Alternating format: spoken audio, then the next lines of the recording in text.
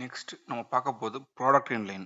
Product inline அப்படின்னா என்ன difference மற்றதுக்கும் இதுக்கும் அப்படின்னா, இது ஒரு கூட்டமான ரெஸ்டாரண்ட்டில் நிறைய பேர் இருக்கும்போது குறைஞ்ச ஆள் ஹேண்டில் பண்ணும்போது டேபிள் ஹேண்டில் பண்ண முடியாது. இந்த சினேரியோவுக்கு வரும்போது என்ன கஸ்டமர் என்ன லீடு கேட்குறாங்க என்ன இது பண்ணுறாங்களோ அதை ஒரு ஆர்டர் எடுத்துக்கிட்டு இண்டிவிஜுவல் ஐட்டம் வைஸ் ஒரு ஆர்டர் எடுக்கிறோம்ல அந்த சினேரியோ வேற வேற சர்வர் வேற வேற ஐட்டமும் அதே டேபிளுக்கு கொடுக்க வாய்ப்பு இருக்கு. இந்த மாதிரி எடுத்தோம்னா ஹேண்டில் பண்றதுக்கான ஆப்ஷன் தான் இந்த ப்ராடக்ட் இன்லைன் சொல்றது. இதை எப்படி எனேபிள் பண்ணலாம் அப்படின்னா, நீங்க பிசினஸ் செட்டிங்ஸ்ல பிசினஸ் செட்டிங்ஸ் போங்க.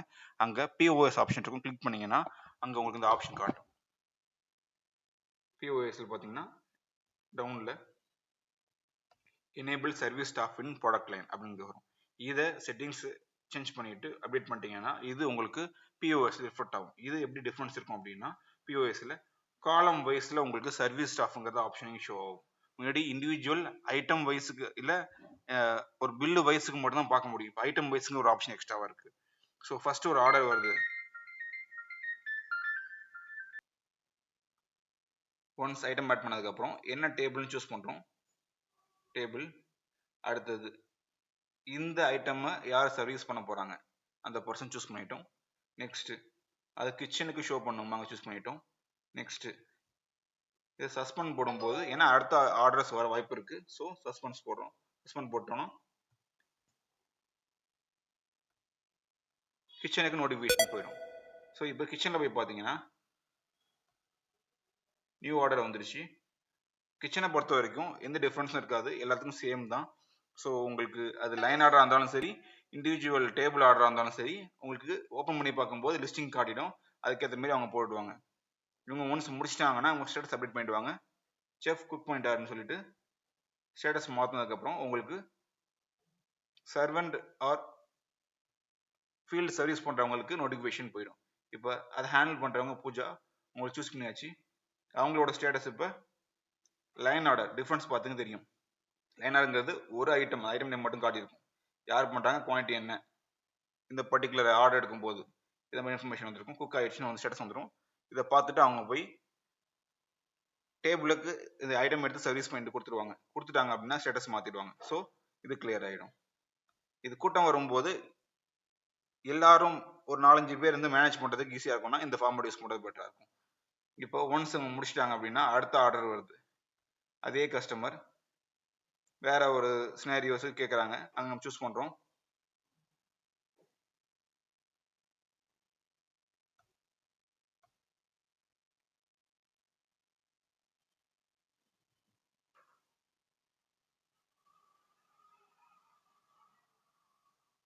இதில் வந்துட்டு இன்னொரு ஆப்ஷன் நம்ம வச்சுருக்கோம். இதில் வந்துட்டு ஒரே ஐட்டமாக மல்டிபிளாக வைக்கணுமா இல்லை வந்துட்டு அதில் குவான்டிட்டி மட்டும் இன்க்ரீஸ் பண்ணுமா கான்செப்ட் வச்சிருக்கோம். நம்ம வந்துட்டு இந்த பிஸ்னஸ்க்கு பொறுத்த வரைக்கும் ஃபுட் இண்டஸ்ட்ரிக்கு பொறுத்த மல்டிபிள் ஆக்கிடுவோம். அதில் போட்டு உங்களுக்கு குவான்டிட்டி இன்க்ரீஸ் பண்ணுற மாதிரி வச்சிருப்போம். அப்போ தான் உங்களுக்கு அது கரெக்டாக இருக்கும். ஏன் அப்படின்னா ஒரு செட்டு முடிச்சிட்டாங்க, 2வது செட்டு எடுக்கிறாங்க, திருப்பி அதே ரீஆர்டர் வருதுன்னா அப்போ டிஃப்ரென்ஸ் பார்க்க முடியும். அதுக்காக தான். ஸோ ஒன்ஸ் நீங்கள் முடிச்சிட்டிங்க அப்படின்னா நெக்ஸ்ட் இந்த லீட்ஸ் யார் எடுக்கிறாங்க, இதை ஹேண்டில் பண்ணுறது யாரு, நெக்ஸ்ட் ஒரு பர்சன் ஹேண்டில் பண்ணுறாங்க அப்படின்னா அவங்க சூஸ் பண்ணுறாங்க. அவங்க எடுத்த லீடை மட்டும் அவங்க கன்ஃபார்ம் பண்ணுறாங்க.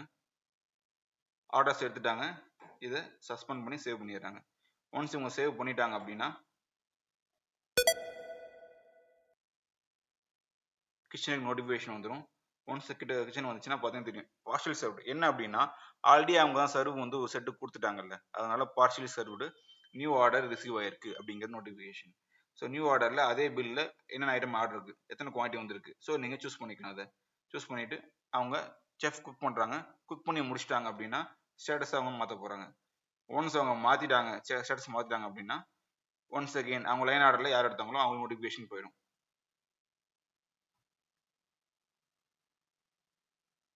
ஸோ அவர் என்ன பண்ணுவார், ஐட்டம் வைஸுக்கு எதெல்லாம் சர்வ் பண்ணுறாரு எடுத்தோ அதை ஸ்டேட்டஸ் மாற்றிடுவார். ஃபுல்லாக ஐட்டம்ஸ் எல்லாம் சர்வ் பண்ணி முடிச்சிட்டாங்க அப்படின்னா கிளியர் பண்ணுறாங்க அப்படிங்கும்போது நீங்கள் பார்த்தீங்கன்னா நார்மலாக இங்கே பில் ரைஸ் பண்ணுறது தான். பில் ஹோலுக்கு பில் பண்ணிடலாம்.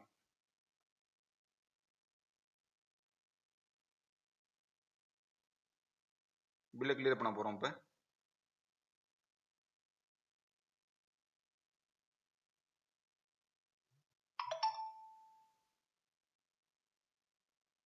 கேஷிங் கிளியர் பண்ணியாச்சு.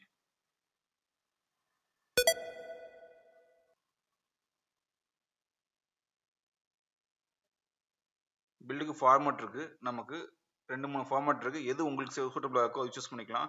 அதே மாதிரி பில்லுல என்ன வரணுங்கிறத நீங்க கண்ட்ரோல் பண்ணிக்க முடியும். அதுக்கான ஆப்ஷனும் வச்சிருக்கோம்.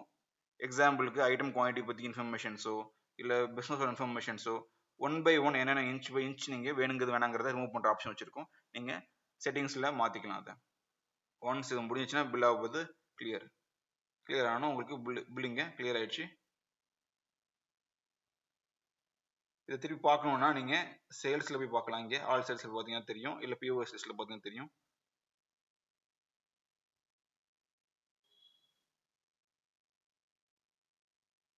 பேமெண்ட் ஸ்டேட்டஸ் ஃபுல்லு, பில்லோட இன்ஃபர்மேஷன்ஸ் பார்க்கணும்னா வியூ பில்லு,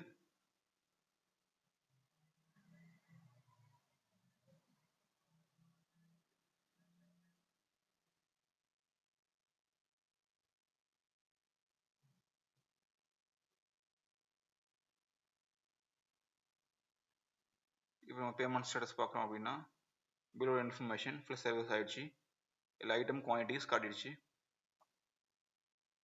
இதை ரீபிரிண்ட் பண்ண பண்ணிக்கலாம், பேக்கிங்ஸில் பிக் பண்ண பண்ணிக்கலாம். கிளியர் ஆயிடுச்சு. ஸோ உங்களுக்கு சர்வீஸ் கான்செப்டில் உங்களுக்கு கிளியர் இருக்குன்னு நினைக்கிறேன். பிஓஎஸில் எப்படிலாம் யூஸ் பண்ணலாங்கிற பாசிபிலிட்டி கொடுத்துட்டோம். உங்களுக்கு தேவைக்கேற்ற மாதிரி நீங்கள் இது யூஸ் பண்ணிக்கலாம்.